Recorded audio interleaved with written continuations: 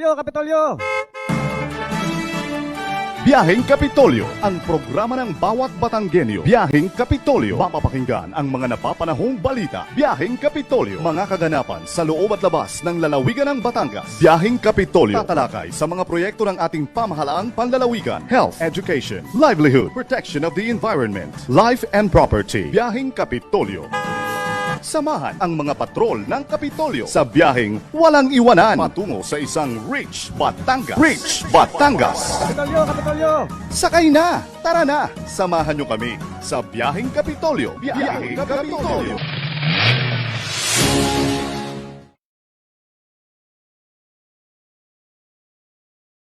It's Media Center. Ito ang Wednesday edition ng inyong Biyaheng Kapitolyo. Kasama mga kapasada nyo ngayong araw, Vincent Altar and Ornal Tabares Jr.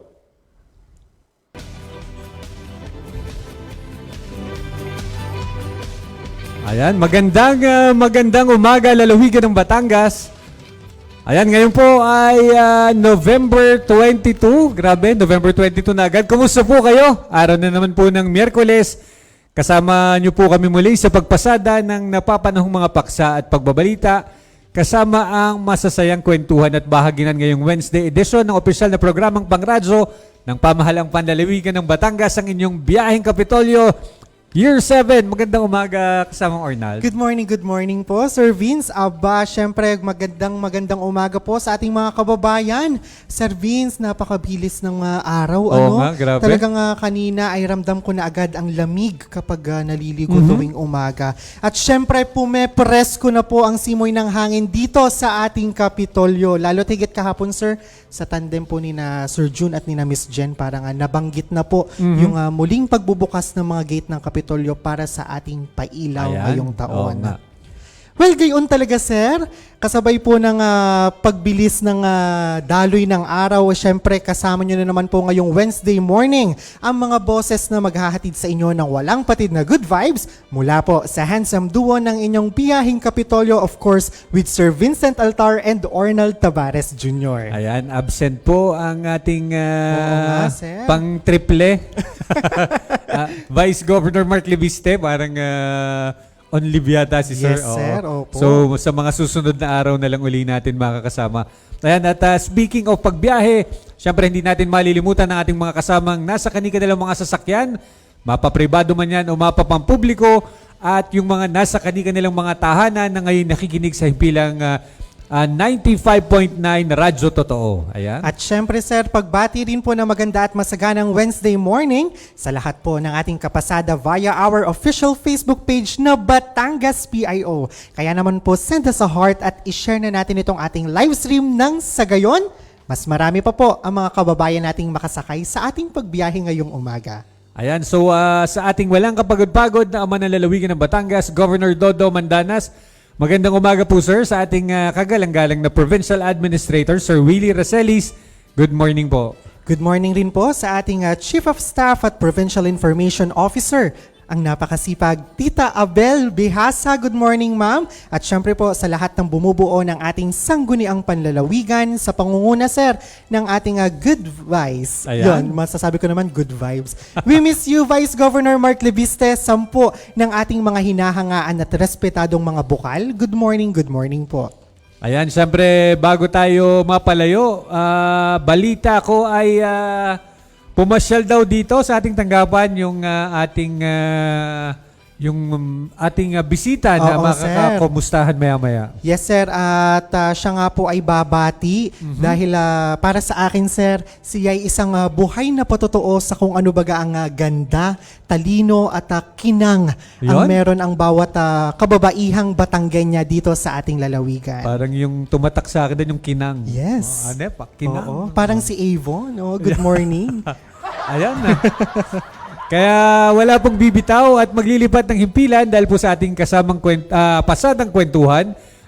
Makikilala po natin ang isang binibining kalahok sa Miss Universe Philippines Batangas. Kung sino po ang babati sa atin at siyang magiging kinatawan ng lungsod ng Lipa, atin pong kilalanin maya-maya po. Yes, at gayon din Sir Vince, ay papasadahan na rin po natin ngayong araw yung mga naging kaganapan. Siyempre sa loob at labas ng bakuran ng ating Kapitolyo, maging ang ilan po sa mga aktibidad na personal na pinangunahan at dinaluhan ng ating butihing ama ng lalawigan, Governor Hermelando Mandanas, nitong nagdaang linggo. Ayan, speaking of Governor Mandanas, sabi nga niya lagi, hindi ikaw maiiwan. Alay, kaya naman sakay na po at samahan kaming muli sa isa na namang oras ng kwentuhan, talakayan at mga pagbabalita. Di nila ang huiyan sa programa ng bawat Batanggenyo. Ang official radio program ng Pamahalang Panlalawigan ng Batangas, sakay na po sa ating Biyaheng Kapitolyo. Ayan, oras po sa buong Kapuluan, alas 9:39. Ayan, bago po tayong tuluyang umarangkada, tayo po muna ay magpasalamat at manalangin sa ating dakilang lumikha sa panibagong edisyon ng Gabay at Patnubay.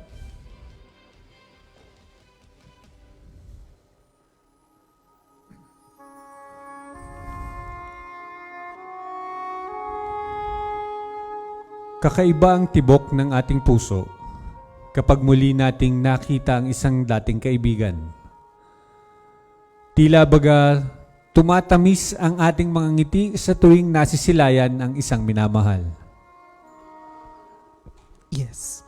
Tulad ng muling pagkabuhay ni Jesus na siyang nagbigay sa atin ng kaligayahan, gayon din sa kanyang mga alagad.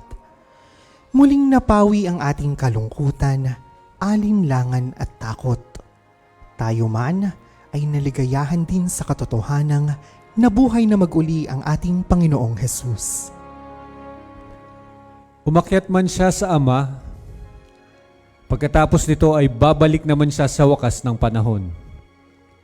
Kaya siya ang ating laging pag-asa sa buhay. Panginoong Jesus, sa pagsapit ng 3 araw, ikaw ay nabuhay na maguli. Ang pagkabuhay mo ay nagpapatunay na nalupig mo ang kasalanan at nasupil mo ang kamatayan. Binuksan mo sa amin ang aming binuksan mo sa amin lahat ang pintuan patungong langit. Tulungan mo kami, Panginoon, upang hindi kami malungkot sa pagpasa namin sa aming mumunting krus. Naway maipamalas namin sa aming salita at halimbawa na ikaw ay buhay sa aming buhay. Parati mo po kaming bigyan ng lakas na amin ring maipangaral sa iba ang iyong salita at mabuting gawa. Amen.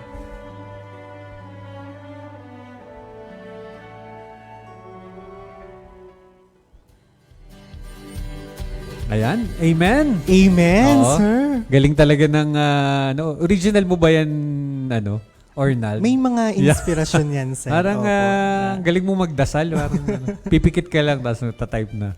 From the heart. Ganda talaga ng dasal. Siyempre, hindi makukompleto ang ating cast ngayong umaga kung hindi siyempre yung ating babate sa ating mga taga-subaybay sa ating pasadong pagbate at siyempre yung mga pa-shoutout dyan sa tulong ng ating kasamang patroller na si Froilan Salcedo Junior. Well, baka mamaya yung senior yung magsalita. Oo. Magandang umaga, Froy. Siyempre si Froy ay sub sa ating Yes, ating kasamang si Auntie May. Oo. Muli po, isang pagbati muna po ng magandang Wednesday morning.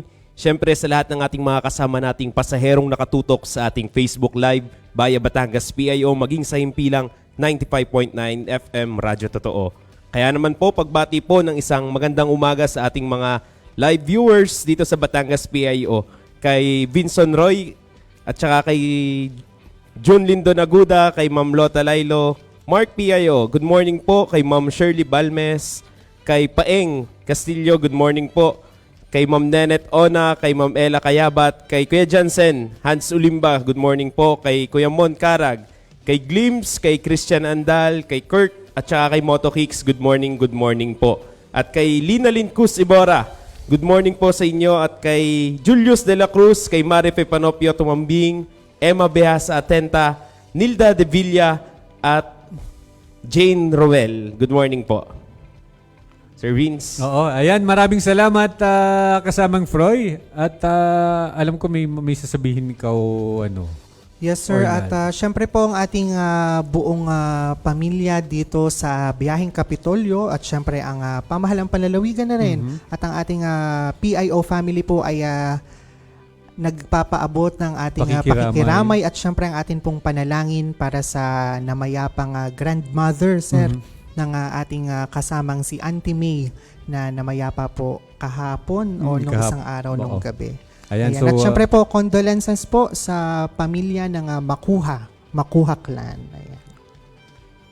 Ayan, so ang oras po, 9:45 ng umaga. Ayan, wala po maglilipat ng himpilan sa atin pong pagbabalik. Diretso po tayo sa pasadang kwentuhan kasama ang kinatawan ng lungsod ng Lipa sa gaganaping Miss Universe Philippines Batangas sa pagbabalik ng Biyaheng Kapitolyo. Aray, ano ka namang lamok to? O anak, bakit? Nakagat po kasi ako ng lamok. Naku, huwag ka magpakagat sa lamok. Uso na naman ngayon ng dengue, anak. Lalo na ngayong tag-ulan.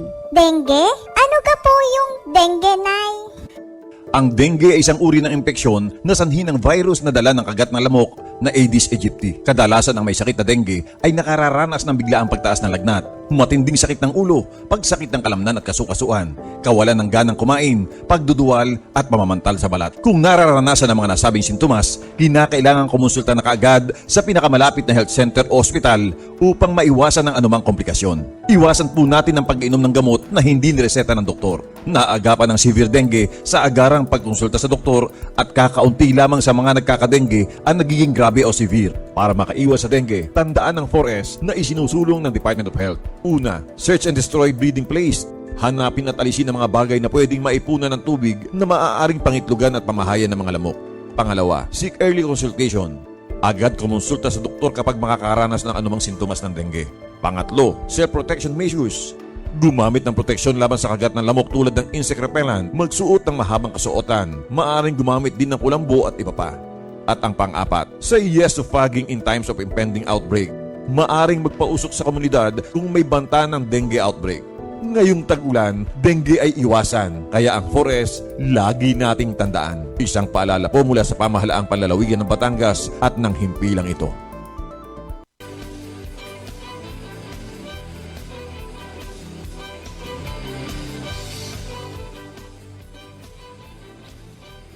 Ayan at muli pong nagbabalik ang programa ng bawat Batanggenyo, ang inyong Biyaheng Kapitolyo. Ayan. At ngayong araw po ay napakapalad natin dahil tayo po ay nabisita ng isa sa mga buhay na patotoo kung ano nga ba ang ganda, talino, at kinang na mayroon ang bawat Batanggenya dito sa ating lalawigan. Kaya naman ngayong araw po, makakasama natin at makakamustahan ang kinatawan po ng lungsod ng Lipa na lalaban sa darating na Miss Universe Philippines Batangas. Walang iba kundi si Ma'am Lady Luella Lopez. Ayan, good morning Ma'am Ella and welcome sa Biyaheng Kapitolyo. Ayan, good morning everyone. Alae Universe. Ayun, ang ganda naman ng bati mo, Alae Opo. Universe. Siyempre para Batanggenya at the same time, kinakatawan mo yung Miss Universe. Mhm. At speaking of Alae, bilang ikaw ay isa sa mga lalaban o magiging kinatawan ng iyong lungsod dito sa province-wide natin na Miss Universe Philippines Batangas, taga saan ba si Ma'am Ella and sino nga ba si Miss Ella? Ayan, once again, hello po sa inyong lahat. Ako po ay Ella na lang po para short lang tayo kasi yung Lady Luella masyadong nakaka-girl. So, I'm residing sa Barangay Sabang, Lipa City, Batangas, and I'm 21 years old. Ayan, ako po ay panganay sa aming 5 magkakapatid. So, ayan, masipag po ang aking parents, kaya po 5 kami. Yun. At nabanggit mo ikaw ay tagalungsod ng Lipa. Yes po. Ang ating kasamang sina Sir Vincent Altar ay mula din sa lungsod ng Lipa. Hello po, Sir Oo. Vincent. Ayan. Ano naman yung iyong naging preparation o paghahanda? Ikaw ba ay sadyang nasali na ng mga pageants katulad nito? Sa totoo lang po, hindi po talaga ako ganun kasali-sali. Kumbaga, nung bata po, actually, madalas po sa mga school pageants, ayan, mga money contest, maghahakot ng mga bote-bote, ganito, ganyan. So, dahil nga po at the age of 11 is, namatay na po yung mom ko. Ayan, she had her accident po way back 2014. So, kumbaga, hindi po ako ganun naging active sa pagsali sa pageant kahit pa sabihin mo ako'y matangkad, ako ay ganito, madaldal. Pero I had naman po a few. Pero yung talagang seryoso po like this, lalo na't it's Miss Universe Philippines Batangas, this is my first time po. Pero I'm a freelance model naman po. Sa Lipa. Ayan, shoutout po sa aking designer, Romar Reyes Ada RN. Hello po. Ikaw ay may mga sinasamahang agency or ano? Actually, sa wala po. I don't have pagpi-freelance? any contract with anyone. I don't have agencies or anything. Kahit po manager, wala din. Kumbaga, solo trip. Freelance talaga siya. Bali yung iyong kaalaman sa iyong Yes pagpi-freelance, magagamit mo siya sa iyong upcoming Sana event. po. Ano naman yung iyong naging challenges na kinaharap bago ka sumali dito sa Miss Universe Philippines Batangas? Actually, for the challenge, being the eldest in the family and actually taking care of 4 beautiful siblings, kahit makukulit. Ayan, the challenge po siguro is time management because I have to work also. Siyempre, I am an account manager at a marketing firm in Padre Garcia. Main Marketing Services. Hello po sa boss ko. Thank you po at pinayagan niyo po akong sumali dito. Kahit po alam niyo na mag-work from home na lang ako until the pageant. Ayan, time management, siguro po medyo hassle po sa schedule kasi there are times na after work, after hosting events, ayan, I need to do din po yung mga shoots namin, sponsor visits, may sariling schedule din po ang MUPH Batangas, so I have to deal with that also. So, madalas po uuwi ngarag, pagod na, and then I have to deal with the kids then, with my dad, I have to meet them, baka naman sabihin, hindi ko na sila pinupuntahan, Yes, di ba oo. po? So yun naman, actually, it's not a struggle or a challenge, but parang siguro medyo nahahasel lang ng konti kapag ka hindi mo napapagbigyan. Tsaka yung mga gimmick, gano'n, nababawasan. Lalo tayo naman ay Oo. bata pa. Yes, at Yan. tsaka marami pa namang time for that. Speaking of Miss Universe Philippines Batangas, kailan nga ba ito, saan ito gaganapin at paano makakapanood ang ating mga kababayan sa prestihiyosong pageant na Yan. ito? So, yung ating pong Miss Universe Philippines Batangas, ayan, shoutout po pala sa aming organization, sa aming director, Sir Mike. Hello po. The national competition or the cultural competition will be held on December 19 dito po sa ating auditorium here in Capitolio. And then the swimwear competition will be held at January 14, I think. Yeah, and then the main grand coronation night will be on January 21, 2024 at the Batangas Coliseum. Ayun po. Bali, in less than 1 month ay Yes. sasalang na ulit kayo. At marami pa po kaming mga paparating na sponsor visits, yan. Kaya talagang mag-full ang schedule ng Miss Universe Philippines Batangas. Kaya marami po kayong aabangan. Speaking of which, di ba kapag ikaw ay candidate sa mga ganitong klase ng pageants, syempre you also have there with you yung iyong advocacy and pinopromote na mga bagay. Ano ikaw, from Lipa City, ano yung iyong advocacy and ano nga ba ang meron sa lungsod ng Lipa? Ayan, let's start first with my advocacy. So, syempre, personally po, I'm the eldest daughter in the family. So, I have 4 siblings na talagang mas bata sa akin. And because of losing my mom nga po at a very young age, so I have witnessed kung gaano kahirap magpalaki ng 4 na bata. Ayan, alongside with my father. Syempre, my father is dealing with sickness din, diabetic and all that. So, for me, the advocacy na parang gusto ko po talagang i-pursue here, joining Miss Universe Philippines Batangas, is effective childcare support. So, I want it to be effective, not just an advocacy itself. Kasi, bata pa lang po ako, I was very fond of feeding programs, yung mga namimigay ng school supplies. Yung alam mo yung bata pa ako, nakikialam na ako. Kasi my dad is working in the government for 9 years. So, I have been involved in the community for a long time. We've done so many charity works. Ayan. So, kahit po ako, bata pa ako, alam ko wala ako masyadong mahe-help financially. Pero alam ko talaga nakakatulong ako with my presence. Yung makikisala ako sa pamimigay, ganito, ganyan. And I wanna use this platform of Miss Universe Philippines Batangas, manalo or matalo, pero syempre manalo, syempre. Diba? To spread awareness na din na marami po tayong mga bagets na talagang hindi nasusuportahan ng maayos in terms of education, in terms of lalo na sa mga pagkain. Yun na po, pinakasimple na yun sa pamumuhay nila, sa shelter and everything. Lalo tigit, kung hindi ako nagkakamali, ang iyong program, way back nung ikaw ay nasa college, ay nasa line din ng food. Yes, I graduated certificate in culinary arts at Royal British College, Lipa City. Ayan po, kaya talagang mahilig ako magpakain ng kids. Actually, pag po may mga bisita ako, yung mga kapatid din ng friends ko, pag talagang nandun, pagluluto ko, yung friends ko bahala na sila sa buhay nila.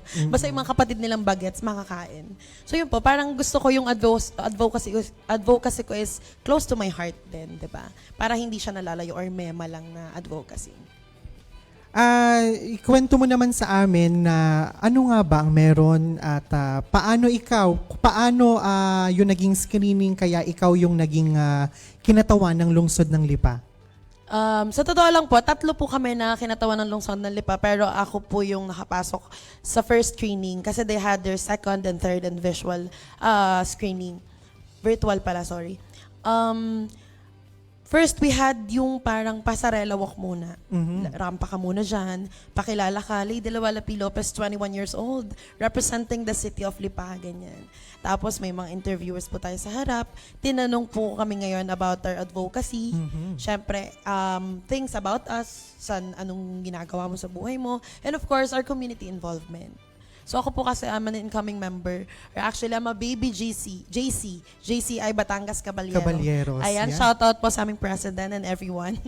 Ayun po, kaya talagang alam ko na yung pagiging member ko ng JCI is a very big platform para talagang maikalat ko yung community involvement or yung advocacy ko na magawa ko siya ng maayos. Kasi I know na JCI syempre is a non-governmental organization that helps people or the community and the society. So, para sa akin po, it's a very big thing na kahit Lipenya ako, I'm a part of JCI Batangas Caballero. At kung hindi ako nagkakamali, parang si Bokala, ang ating senior board member, Maria Claudette Ambida, ay bahagi rin ng JCI. Pakinig ko nga, hindi lang po ako sure kasi hindi ko pa sila kilala lahat. Pero pag na-meet ko po siya, malalaman natin. Ayan. Ma'am Ella, baka ikaw ay may nais batiin o pasalamatan? Actually, madami po. Okay. Okay lang po ba? First of all, syempre, I wanted to thank Governor Dodo Mandanas. Ayan, for having me today. Kanina po sa flag ceremony for recognizing me. Thank you so much, Vice Governor Mark Leviste. Ayan, sa pag-invite, sa pagtanggap po sa akin.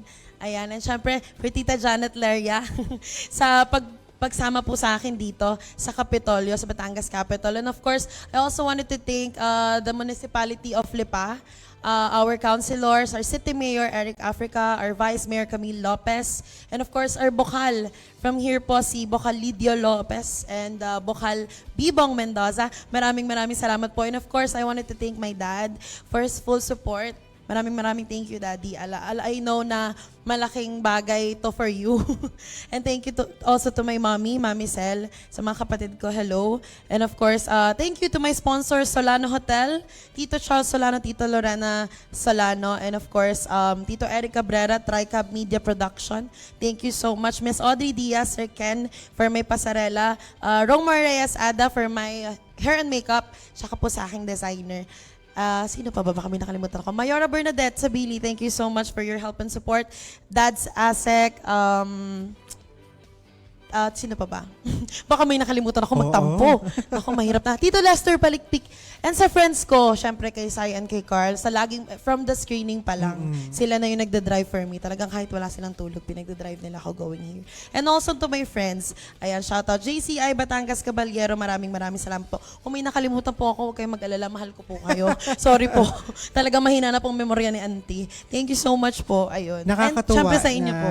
Oo, yan. Nakakatuwa na ang dami ng mga nakasuporta. Opo, at, starting pa lang. Pero kasi talagang... di ba isang malaking factor ang sa iyong paglaban o sa paglaban ni Numan ay ang unat higit sa lahat ay ang support system. Yes po. Ayan. At speaking of support system, syempre ang Biyaheng Kapitolyo, gayon din ang pamahalang panlalawigan ng Batangas ay talaga namang buo ang suporta sa iyo at maging sa iba pang bayan na lalahok dito sa ating Miss Universe Philippines Batangas ngayong taon at sa next by January, no?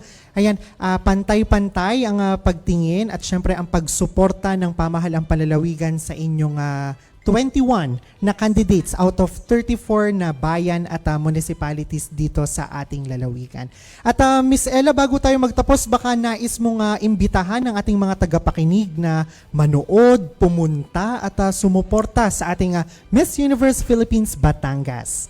Ayan, first of all guys, I wanted to invite everyone sa darating po namin Coronation Night on January 21 sa Batangas Coliseum. Ayan, if you want to see more updates and of course news about the Miss Universe Philippines Batangas, kindly follow our official Facebook page, Miss Universe Philippines Batangas.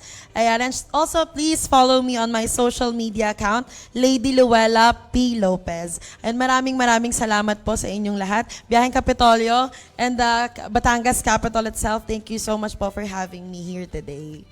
Ayan, at we are also looking forward na makakamustahan din natin yung iba mong makakasama sa Miss Yes, Universe definitely. Philippines Batangas. Ano? At syempre po, ayan na po ang naging kabuuan ng ating kwentuhan ngayong umaga. Kasama po ang kinatawan mula sa lungsod ng Lipa sa paparating na Miss Universe Philippines Batangas. Thank Ayan, you so much maraming po. salamat po, Ma'am Ella Lopez. Yes, thank you, And thank you. we wish you well in your endeavors. Ayan. Wala po maglilipat ng himpilan, magbabalik po ang Biyaheng Kapitolyo. Simpleng tips para sa malusog na pangangatawan. Kumain ng 5 hanggang 6 na small meals kada araw. Karamihan sa mga nutritionists ay inirekomenda ang ganitong dami ng pagkain. Sa ganitong paraan ay mababawasan ng bigla ang pagtaas ng sugar sa katawan at pag-iwas sa pagkain ng madami dahil sa gutom. Uminom ng 8 hanggang 10 baso ng tubig. Ang pag-inom ng tubig ay maaaring makapigil sa pagkakaroon ng kidney infections, kidney stones, migraine, constipation at wrinkles. Nakapagpapalambot at nakapagpapaganda din ito ng balat. Matulog ng 7 hanggang 8 oras kada araw. Ang pagtulog at pagpapahinga ay nakapagpapataas ng energy ng katawan. Umakyat ng 1 hanggang 2 baitang na hagdan bilang exercise. Nakakabuti ang pag-ehersisyo para sa ating puso at kasukasuan. Ang katamtamang pag-ehersisyo ay makakapigil sa diabetes at pagiging obese. Iwasan ang mga hindi healthy at gawain tulad ng paninigarilyo, pag-inom ng alak na nakakasira ng brain cells, paggamit ng mga ipinagbabawal na gamot at sobrang pagkain ng matataba para humaba ang buhay. Kumain ng gulay at prutas upang maiwasan ang pagkakaroon ng heart disease, high cholesterol, high blood pressure, problema sa pagdumi at kidney stones. Ang mga kulay berde na gulay tulad ng pechay, kangkong, talbos ng kamote at repolyo ay nagtataglay ng maraming vitamins at minerals. At ang mga masustansyang prutas naman ay ang saging, mansanas, carrots at kamatis. Tumawa ng 15 minuto kada araw. Ang pagtawa ay nakapagpapababa ng stress hormones na tinatawag na cortisol, samantalang endorphins naman ang tawag sa mga good hormones na siyang dahilan ng pagiging masaya at nakapagpapalakas ng immune system. Maging masigasig sa trabaho. Pumili ng trabaho na naaayon sa kagustuhan.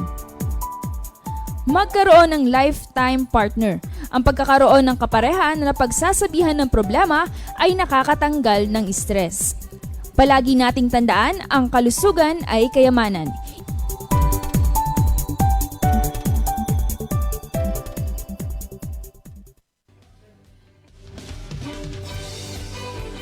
Ayan, nagbabalik po ang biyaheng Kapitolyo. Ang oras po alas 5:03 tuloy. 5 na natres. Pumasa, sir. Ayan, basta alas 10 pasado na. Grabe. Ang bilis talaga ng oras. Babati lamang po tayo ng happy birthday sa ating kasamang si June Lindon. Ayun, happy birthday, Happy Kuya birthday. June Lindon Aguda. Ang isa sa mga masisipag nating behind the cam dito Oo. sa Biyaheng Kapitolyo. Maraming salamat. Napaka all around din yan, no? At syempre, Sir Vince, nanonood din po sa atin ngayong umaga ang ating PHRMO na si Ma'am Riza De Sosa. Good morning, ma'am. Ayan, And magandang happy umaga po. watching po. Happy listening, ma'am. Ayan, so back to our regular programming. Yeah. Yes. Muli pong, ayan, sa atin pong naging flag ceremony nitong Lunes na pinangunahan ng Provincial Budget Office.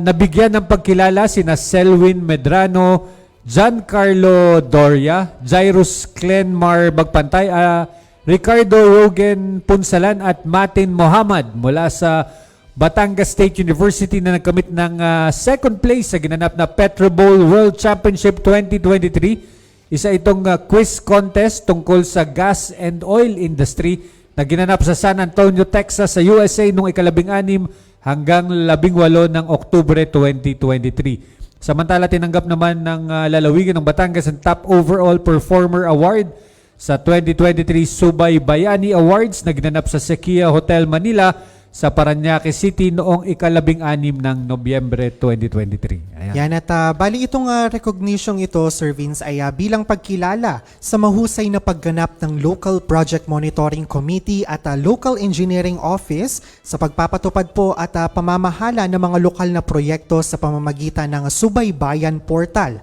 na nagpapakita ng pinakamahusay na pagsubaybay at mga kasanayan sa pagsusuri at pagpapakita ng kanilang dedikasyon sa paghahatid ng mahusay at maaasahang serbisyo.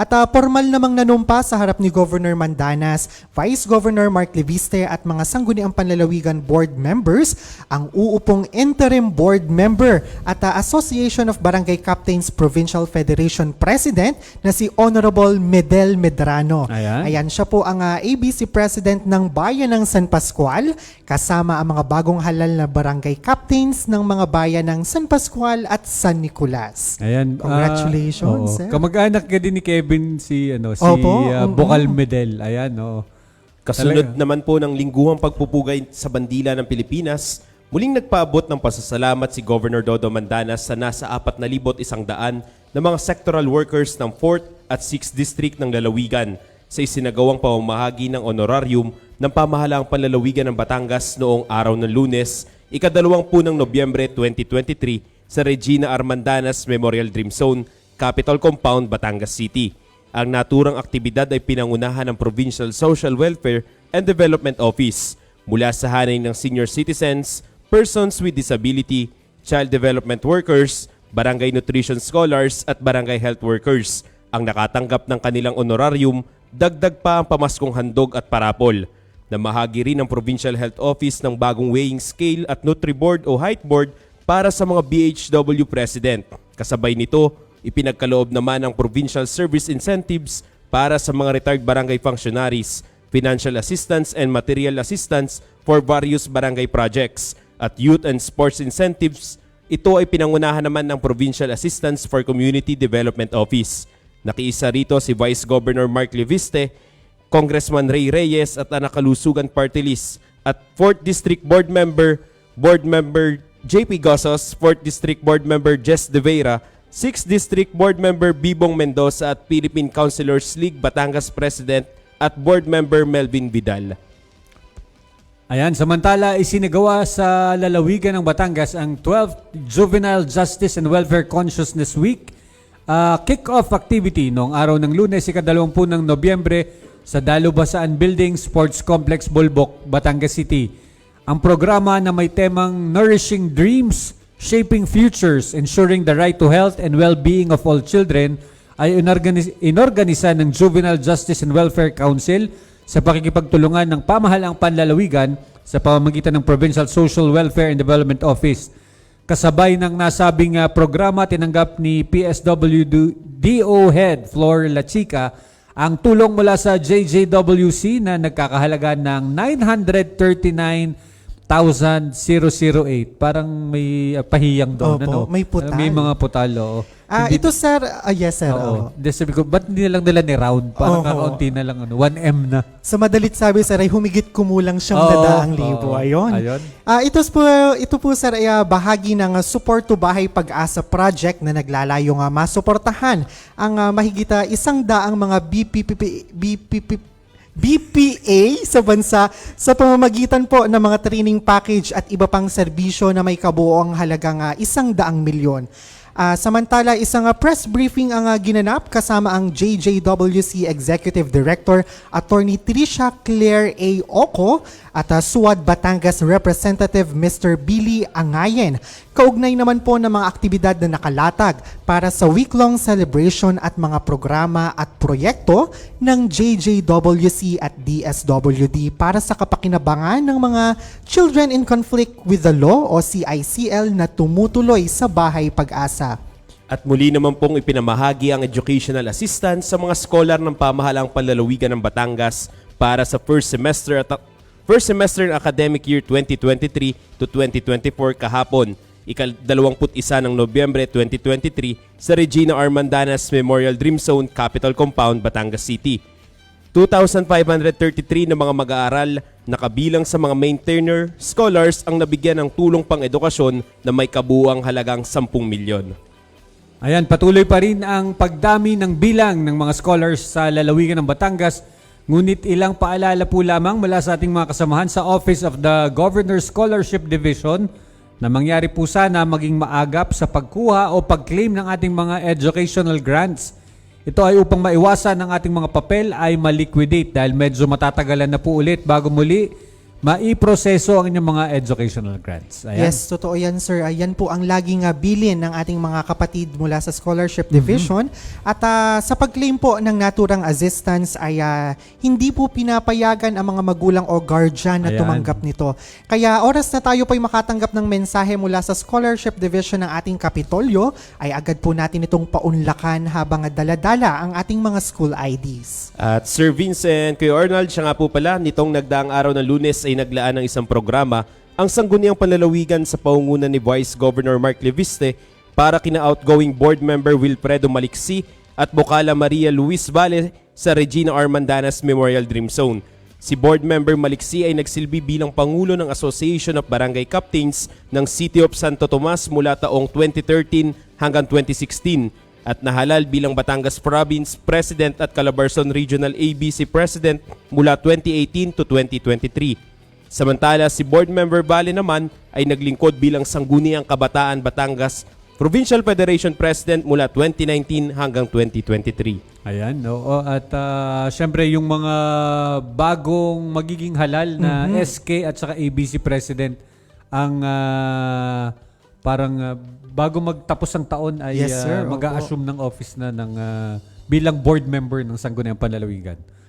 Ayan, so kaugnay nito tumanggap ang 2 ex-officio board members ng Plaque of Recognition bilang pagkilala ng Sangguniang Panlalawigan sa kanilang mga kontribusyon sa pagbabalangkas ng mga batas na malaki ang naiambag sa pagtataguyod ng Batangas bilang isang progresibong lalawigan. Binigyang pagkilala rin ng ni Anak Kalusugan Congressman Ray Florence Reyes ang 2 lokal na mga mambabatas habang nagpaabot ng kanilang mensahe ang mga kaibigan at kasamahan sa serbisyo sa isang tribute video. At parang yung kay Bokal Maliksi sir, ayan, nagtapos na yung kanyang official term. Oo. Kaya po si ABC President Bokal Medrano ang interim na natin. Pero yung kay Bokal Maria Luis Valle po ay parang December pa po ba? Ang parang kung di po nagkakamali, parang end of November. Yung kay Bokal Maliksi, parang na hindi na siya tumakbo kasi nung nakaraang eleksyon. Kasi parang tapos na yung nakadalawang term na siya. Term na siya. Terms. So hindi na siya nakatakbo. So talagang hindi na siya pwedeng manatili bilang ABC yes. President. So si Bocalmedel ang naging interim habang magkakaroon pa ng eleksyon kung sino yung formal na magiging ABC president ng lalawigan.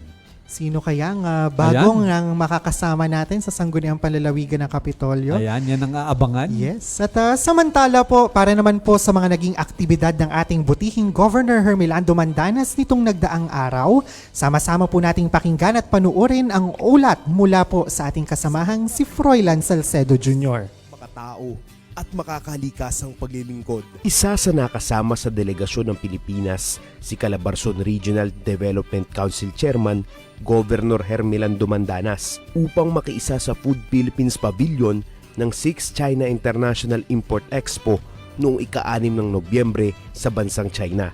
Ang naturang expo sa Shanghai, China ay ang pinakamalaking import team trade show sa buong mundo na bukas sa lahat ng international at mga Chinese trade buyers. Ang pakikisa sa CIIE ay isang pamamaraan upang mas patatagin ang reputasyon ng bansa bilang isang destinasyon na maaaring pagkuhanan ng pagkain at mas pagtibayin ng ugnayan hindi lamang sa China pati na rin sa iba pang mga bansa. Binigyang daan rin ni Governor Mandanas na mabalangkas ang kaniyang mga plano sa promosyon ng foreign direct investment para sa lalawigan ng Batangas. Gayon rin sa buong rehiyon ng Calabarzon. Nakasama ng gobernador sa delegasyon sina Consul General Josel Ignacio, DTI Undersecretary Seferino S. Rodolfo, Ambassador to China Jaime A. Flor Cruz at Philippine Trade Agriculture officials at exhibitors. Ika-13 ng Nobyembre, araw ng Lunes, sa pagsisimula ng panibagong linggo ng paglilingkod, muling nagbigay pugay sa bandila ng Pilipinas sa mga kawani ng pamahalaang panlalawigan ng Batangas sa pangunguna ng Office of the Provincial Veterinarian. Sa pangunguna naman ni Governor Hermelando Mandanas, kasama si Vice Governor Mark Leviste, mga miyembro ng sangguniang panlalawigan at mga opisyal ng pamahalaang panlalawigan. Nabigyan ng pagkilala ng Provincial Planning Development Office ang bayan ng San Jose at lungsod ng Calaca para sa pagkumpleto ng kanilang Comprehensive Development Plan 2023 to 2028 at pagkamit ng full compliance. Bahagi rin ng lingguhang flag raising ceremony ang pagpapaabot ng mensahe ng pasasalamat ni outgoing Sangguniang Kabataan SK Federation President, Board Member Maria Luis Vale. Kinabukasan, araw ng Martes, personal namang nagpaabot ng pasasalamat si Governor Dodo Mandanas sa mga sectoral workers ng 1st, 2nd at 5th districts ng Batangas sa isinagawang pagsisimula ng pamamahagi ng honorarium ng pamahalaang panlalawigan ng Batangas sa Regina Armandanas Memorial Dream Zone mula sa hanay ng senior citizens, persons with disability, child development workers at barangay nutrition scholars at barangay health workers ang nakatanggap ng kanilang honorarium. Dagdag pa ang pamaskong handog at parapol. Namahagi rin ang Provincial Health Office ng height board at weighing scale para sa mga BNS. Bukod dito, ipinagkaloob din ang Provincial Service Incentives para sa mga retired barangay functionaries, financial and material assistance for various barangay projects at youth and sports cash incentives for outstanding athletes ng Provincial Assistance for Community Development Office. Kasabay pa rito ang muling pamamahagi ng educational assistance sa mga scholar ng pamahalaang panlalawigan ng Batangas para sa first semester ng academic year 2023 to 2024. Ang naturang aktibidad na pinangunahan ng Provincial Social Welfare and Development Office ay dinaluhan din ni na Vice Governor Mark Leviste, anak kalusugan Congressman Ray Reyes at ilang miyembro ng sangguniang panlalawigan. Matapos ito, pinaunlakan naman ni Governor Mandanas ang imbitasyon ng pamunuan ng isang kilalang bake shop and restaurant para maging isa sa mga panauhing pandangal sa isinagawang blessing ceremony ng bagong branch nito sa Diversion Road, Barangay Alangilan, lungsod ng Batangas. Masayang ipinaabot ng gobernador ang kanyang pagbati sa mga opisyal at empleyado ng naturang restaurant. Aniya, malaki ang magiging tulong nito sa pagdagdag o pagbubukas ng mga bagong oportunidad sa mga Batanggenyo, partikular sa mga mamamayan ng Batangas City. Nakasama dito ni Governor Mandanas si Batangas City Mayor Beverly Rose Di Macuja. Ika-15 ng Nobyembre, araw ng Miyerkules, naging pangunahing aktibidad ni Governor Mandanas sa kanyang pagtulak patungo sa lalawigan ng Davao del Sur ang pakikipagpulong sa ilang mga opisyal ng pamahalang bayan ng Santa Cruz na pinamumunuan ni Mayor Jose Nelson Tata Sala. Dito ay hinimok ni Governor Mandanas ang mga kapwa niya lingkod bayan na maghatid ng maayos na serbisyo sa kanilang mga kababayan sa pamamagitan ng paggamit ng kanilang tumaas na pondo dahil sa tulong ng makasaysayang Mandanas ruling. Bukod kay Mayor Sala, nakiisa at naging bahagi rin ng isinagawang pagpupulong ang mga department heads ng Santa Cruz Municipal Government at maging ang ilang mga barangay official ng naturang bayan. Kinabukasan, araw ng Huwebes, lumahok at nakiisa si Governor Mandanas sa pagbubukas ng isinagawang National Cacao Congress 2023 sa SMX Convention Center, Lanang, Davao City. Ang aktibidad ay naglalayong higit pang palakasin ang industriya ng kakao sa Pilipinas, partikular sa Davao Region, kung saan nagmumula ang 81% ng production nito sa buong bansa. Bilang suporta sa adhikaing ito ng Philippine Cacao Industry Council, lumagda rin si Governor Mandanas sa isang Memorandum of Agreement kasama sina Committee on Trade, Commerce and Entrepreneurship Chairperson Senator Mark A. Villar, Bureau of Plant Industry High Value Crops Director Gerald Glenn Panganiban, Presidential Assistant for Eastern Mindanao Secretary Leo Tereso Magno at Department of Agriculture Senior Undersecretary Domingo Panganiban. Ika-17 ng Nobyembre, araw ng Biyernes, sa pangunguna ni Governor Mandanas at sa pamamagitan ng mga tanggapan ng Provincial Social Welfare and Development Office, Provincial Health Office, Provincial Assistance for Community Development at Scholarship Division ng Office of the Provincial Governor, muling na ipagpatuloy ng pamahalang panlalawigan ng pagkakaloob ng honorarium sa mga volunteer workers mula sa 3 distrito ng probinsya, financial at material assistance sa mga barangay at educational assistance para sa mga scholarship grantees. Noong araw din yun, naging pangunahing bisita si Governor Mandanas sa isinagawang Gawad Parangal 2023 ng Provincial Health Office para sa mga medical frontliners sa buong lalawigan ng Batangas na ginanap sa Batangas Country Club, Barangay Bulbok, Batangas City. Ang Gawad Parangal 2023 na may temang Batanggenyos Moving Together as Universal Healthcare Leaves No One Behind ay isang paraan ng pagbibigay halaga at pasasalamat ng pamahalang panlalawigan ng Batangas sa mga naging serbisyo at sakripisyo ng bawat doktor, nurse at iba pang medical personnel sa kanilang tuloy-tuloy na magiting na serbisyo sa lalawigan.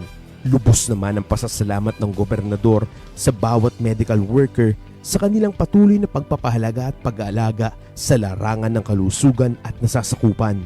Bahagi pa rin ng mga naging aktibidad ni Governor Mandanas noong araw ng Biyernes ang kaniyang pagpapakita ng suporta at pakikiisa sa ginanap na 4th Quarter Regional Peace Order Council meeting sa Pasay City. Naging sentro ng pagpupulong ang patuloy na pagtugon sa mga ilang issue at hamon na nakakaapekto sa kapayapaan, kaayusan at kaligtasan ng publiko sa buong rehiyon ng Calabarzon. Ilan sa mga nakasama ni Governor Mandanas na tumayo ring tagapamuno ng Calabarzon Regional Development Council sa isinagawang council meeting ay sina RPOC Chairperson at Quezon Governor Dr. Angelina Helen Tan, Department of Interior and Local Government 4A Regional Director Ariel Iglesia at Batangas Police Provincial Office Provincial Director Police Colonel Samson Belmonte.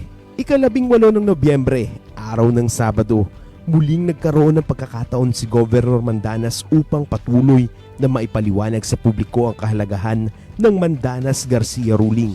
Matapos itong maimbitehan bilang guest speaker sa ginanap na Public Finance Series Seminar ng Junior Financial Management Association ng San Beda University. Dito ay naipabatid ng gobernador sa mga kabataan ang malaking tulong ng makasaysayang Supreme Court ruling sa bawat lokal na pamahalaan sa Pilipinas. Kinikilala naman ng samahan ng naturang universidad si Governor Mandanas bilang isang public servant na nagsulong ng good and clean governance at bilang champion of local government units sa bansa. Bukod sa maraming mga aktibidad at pagpupulong na personal na dinadaluhan ng gobernador, tinitiyak din ito na mabibigyan ng pagkakataon na makadaupang palad ang mga bisitang nagtutungo sa kanyang tanggapan. Malugod niyang tinatanggap at kinakausap sa kanyang tanggapan ang mga individual at grupo na nagpapaabot ng kanilang mga pakay at pangangailangan. At ito ang mga naging aktibidad ni Governor Mandanas nitong nakaraang linggo. Sa patuloy na paghatid ng magiting na serbisyo publiko para sa bawat Pilipinong Batanggenyo.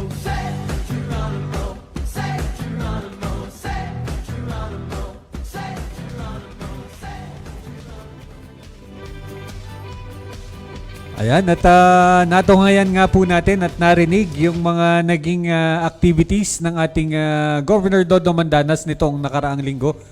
At syempre, sa mga susunod na linggo, parang ang daming activities ni Gov talaga nga, sir. nitong linggong ito. Oo. So, Medyo kinakabahan ako busy. at sa akin nakatoka ang sunod na linggo na ating butihing gobernador. At syempre, congratulations sir, ang ating Governor Hermelando Mandanas po ay ang hinirang na Man Ayan. of the Year 2023. Ayan, dun sa ginanap na Asia Leaders Awards noong November 20, nung araw ng Lunes sa Manila Hotel. Ayan, congratulations po Governor Mandanas.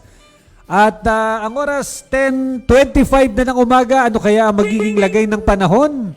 Alamin natin sa ating mga weather forecaster mula sa Provincial Disaster Risk Reduction and Management Office.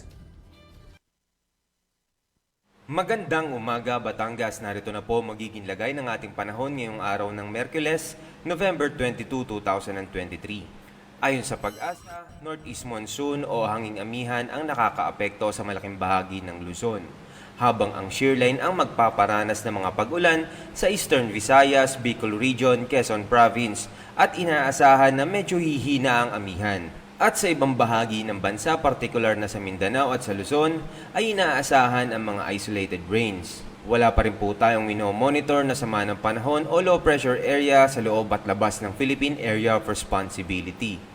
Para naman po sa probinsya ng Batangas ay makakaranas po tayo ng bahagyang maulap na kalangitan na sasamahan ng mababang tsansa ng kalat-kalat na pag-ulan sa bandang hapon hanggang gabi. Sa hilagang parte ng Batangas ay may 10% tsansa ng pag-ulan. Sa silangang parte may 25% tsansa ng pag-ulan. Samantalang sa kanlurang parte ay may 7% tsansa ng pag-ulan at sa katimugang bahagi ng Batangas ay may 35% tsansa ng pag-ulan. Kaya paalala natin sa ating magigiting na kabatang na magdala ng pananggalang sa init at posibleng pag-ulan. Ang magiging agwat ng temperatura ngayong araw ng Miyerkules ay nasa pagitan ng 24 to 31 degrees Celsius. Si Haring Araw ay sumikat kaninang 5:59 ng umaga at lulubog mamayang 5:25 ng hapon. Lagi po nating tatandaan, ligtas ang may alam. At tulad ng laging paalala sa atin ni Governor Mandanas, laging maging handa, ingat at magiting. Mula po dito sa Batangas Provincial Disaster Risk Reduction and Management Office, ako po si Jomedil nag-uulat. Magandang umaga po. Ayan, maraming salamat sa ating weather forecaster ngayong umaga. At ang oras po, alas 10, Mali. Alas 10:26. Ang bilis talaga ng oras. Nasa huling bahagi na tayo ng ating palatuntunan. Baka may mga babatiin pa tayo, Froy. Binabati po natin si Ma'am Shirley Balmes, si Ma'am Nori Masong, kay Ate Cheryl May Makuha. Good morning po kay Christian Andal at saka kay Ma'am Grace Briones po. At binabati din natin at pinapasalamatan ng ating mga technical crews na nakasama ngayong araw sa pangunguna ni Vincent Roy de Chavez, ni Ian, ni Kuya Kevin, ni Kuya Paeng, ni Kuya Lindon na nagdidiwang ng kanyang birthday karawan ngayong araw. Yan. Kay Relyn, kay Avon at kay Kuya Roger. Good morning po. At syempre sir, ang akin pong pahabol na pagbati, nanonood po ang aking BFF, Yan. Engineer Monica Balmes. Happy watching. At saka po ang aking pasadang pagbati ng happy birthday kay Mars Anastasia Ana Abala, kay Sir Timothy Inapeñas, at syempre po sa aking inaanak, Dearest Cristabel Caimbaw, happy birthday. Ayan, at anong tawag dito? Yung may nagtanong yata kanina kung nasaan ang ating Vice Governor Yes, Mark. sir. Opo. Parang may prior commitment lang, kaya hindi po natin kasama ngayon sa ating programa. Baka po sa mga susunod na linggo uli. Ayun. Pero still, talagang punong-puno ng pagmamahal ang ating Wednesday edition ng Biyaheng Kapitolyo. We miss you, Sir Mark. Ayan, at so isang oras na naman po ng pagbiyahe ang natapos ngayong araw ng Miyerkules. Sa ngalan po ni Governor Mandanas at ng buong pamahalaang panlalawigan ng Batangas. Nang pamuno ang makadiyos, makakalikasan at makatao, taas noo, tayo'y Batanggenyo. Sa walang humpay na pagpapala ng Panginoon at sa sama-sama nating pagkilos sa lahat ng hamon, tayo'y babangon sa pamamagitan ng ating pagkakaisa, ipapakita natin ang ating likas na katangian na ang bawat Batanggenyo magigiting. Ako po si Vincent Altar. Muli marami pong salamat sa inyong pagsakay sa ating biyahe ngayong araw. Siyempre dalangin po namin ang isang ligtas at mapagpalang araw ng Miyerkules sa inyong lahat. Ako po si Ornald Tabares Jr. Lagi po nating tatandaan na ang tunay na tagumpay ay ang ating pagtayo matapos ang bawat pagkabigo. Ako naman po si Froilan Salcedo Jr. Kaya naman samahan niyo po ulit kami bukas sa ating pagbiyahe. Dito lang sa Biyaheng Kapitolyo! Biyaheng Kapitolyo, ang programa ng bawat Batanggenyo. Biyaheng Kapitolyo, mapapakinggan ang mga napapanahong balita. Biyaheng Kapitolyo, mga kaganapan sa loob at labas ng lalawigan ng Batangas. Biyaheng Kapitolyo, tatalakay sa mga proyekto ng ating pamahalaang panlalawigan, health, education, livelihood, protection of the environment, life and property. Biyaheng Kapitolyo. Samahan ang mga patrol ng Kapitolyo sa biyaheng walang iwanan patungo sa isang Rich Batangas. Rich Batangas! Kapitolyo! Sakay na! Tara na! Samahan nyo kami sa biyaheng Kapitolyo. Biyaheng Kapitolyo!